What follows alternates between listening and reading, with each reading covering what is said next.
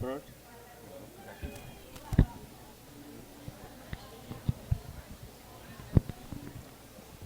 Bom dia. Gente, inicialmente agradecer, né, esse honroso convite de Aloísio.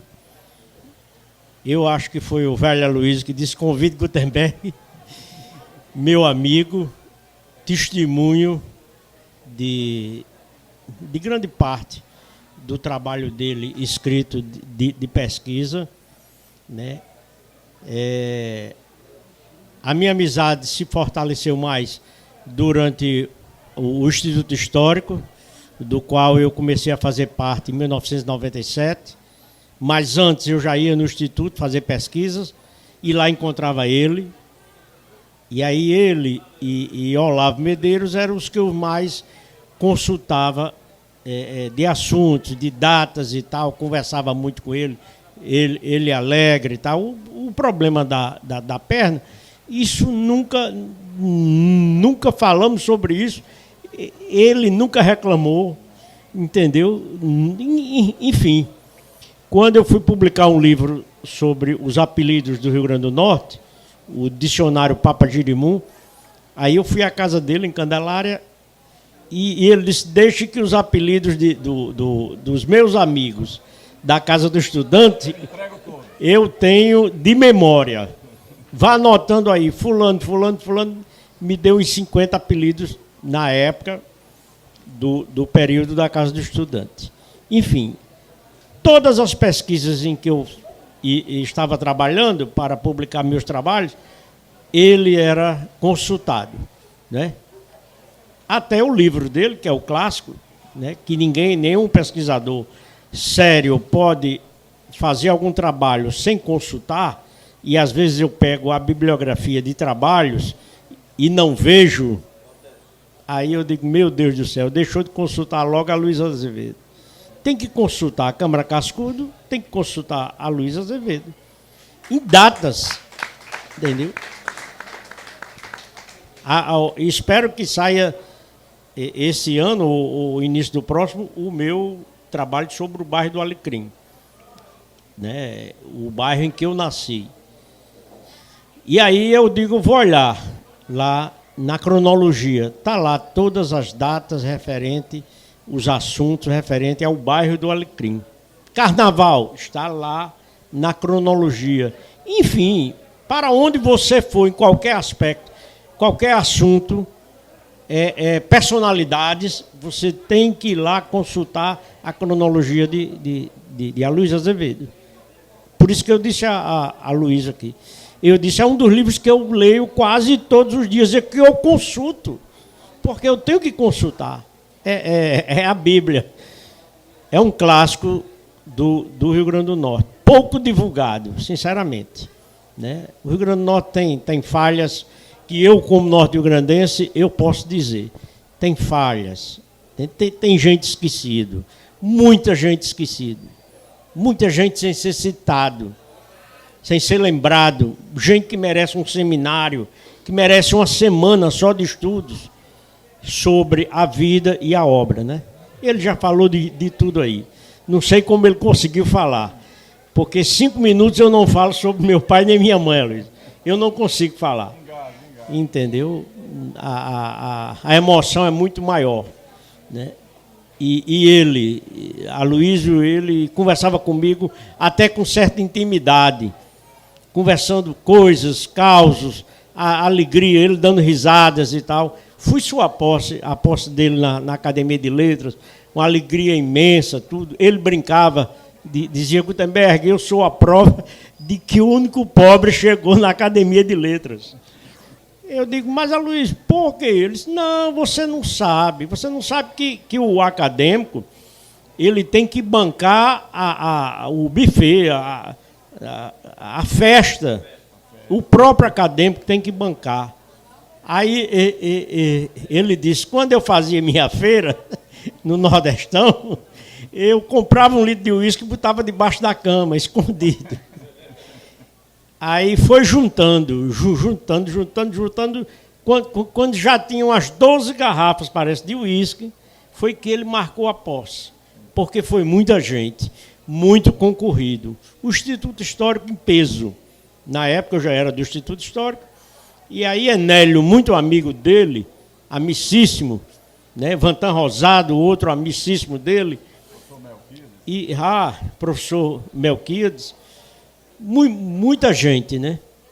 Eu tive essa felicidade de conhecer, não só ele, mas outras pessoas, porque a Luiz, minha mãe dizia, você é um menino pobre, você vá procurar quem saiba mais, quem mais destaca, aquela história da árvore que dá sombra, né?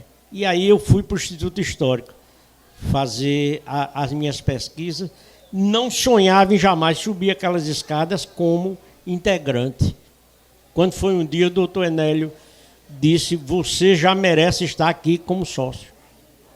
Eu disse, mas doutor Enélio, ele disse, merece, tranquilo. E aí foi um grande amigo que eu tive, né? Agradeço até hoje, sou grato, né? Jamais eu poderia faltar a um convite desse, pelo menos para dar uma palavrinha em 5 minutos e dizer que a Luiz Azevedo foi um dos grandes amigos que eu tive, confrade do Instituto Histórico, né?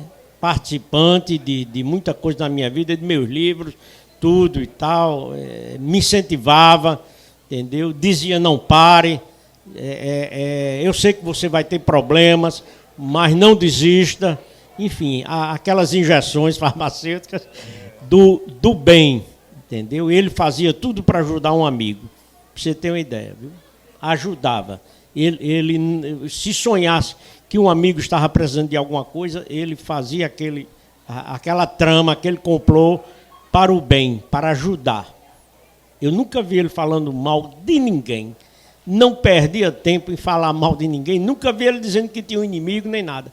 Era dando risadas e dizendo, eu vou ajudar fulano, uma pessoa veio aqui agora, me pediu uma opinião, saiu agora um grupo de estudantes de minha casa, enfim, a casa dele em Candelária era aberta a casa, a pesquisadores, estudantes, ele tinha uma paciência que eu admirava, como é que ele, né, recebia as pessoas e tal, estudantes respondendo, perguntando coisas a ele e tudo e tal. Então, era uma admiração, um mestre que eu tive, né? O trabalho sério de pesquisa que ele fazia e de memória, porque, como disse a Luísa, ele tinha uma memória que ele conversava horas e horas comigo. Tinha horas que eu chegava, eu ia de manhã, quando chegava já estava na hora do almoço, na casa dele. Aí saía de lá, eu dizia, Luiz, eu ainda vou visitar Zé Saldanha, ali também em Candelária. Se não saía de lá, da casa dele. E, enfim, eu teria aqui uns 3 dias para falar sobre o amigo, o pesquisador, né, o sério pesquisador, né, falar que aqui eu estive várias vezes como hóspede de Monsenhor Expedito, vinha às vezes até escondido, eu digo escondido de Natal, porque eu vinha revisar um livro, eu vinha fazer algumas anotações, então eu vinha com calma, e Monsenhor Expedito dizia, vá para a minha casa, lá você vai ter uma rede, você vai ter uma mesa, você não vai se preocupar com nada, você vai para lá, passa os dias que você quiser. Aí dizia a Alba, não perturbe Gutenberg, ele vem aqui para ler, para pesquisar, tal, tudinho. E aí algumas pessoas chegavam, quando me via, eu mais jovem, evidentemente, né, a barba ainda preta, e as pessoas pensando que eu era um padre novo, né? Aí Monsenhor Expedito dizia, menina, não tenham medo não, ele não é padre não, desse jeito. Eu já era casado e tal, mas as meninas pensavam que eu era padre por conta da permanência com o Monsenhor Expedito. Vim ao velório, tal, sepultamento dele aqui, com muita tristeza. Cheguei em casa, ainda chorando, comecei no computador a escrever uma crônica sobre o Monsenhor Expedito, com o título de Santo Expedito do Potengi, rogai por nós os pecadores. Título longo, né? Bem religioso. E aí eu publiquei isso na Tribuna do Norte, Vantan Rosado viu, leu e publicou em plaquete pela Fundação Vantan Rosado essa crônica. E aí a irmã dele, a menina, a irmã dele de Monsenhor Expedito, que mora em Natal, Vera Medeiros. Aí Vera disse: Gutenberg, eu quero que você vá para a missa de mês de meu irmão no convento de Santo Antônio, você vai ler a crônica que você fez sobre ele. E aí eu fui lá na hora e li essa crônica de Monsenhor Expedito. Gosto muito da crônica porque eu relembro até os causos. Eu relembro as brincadeiras e tal, né?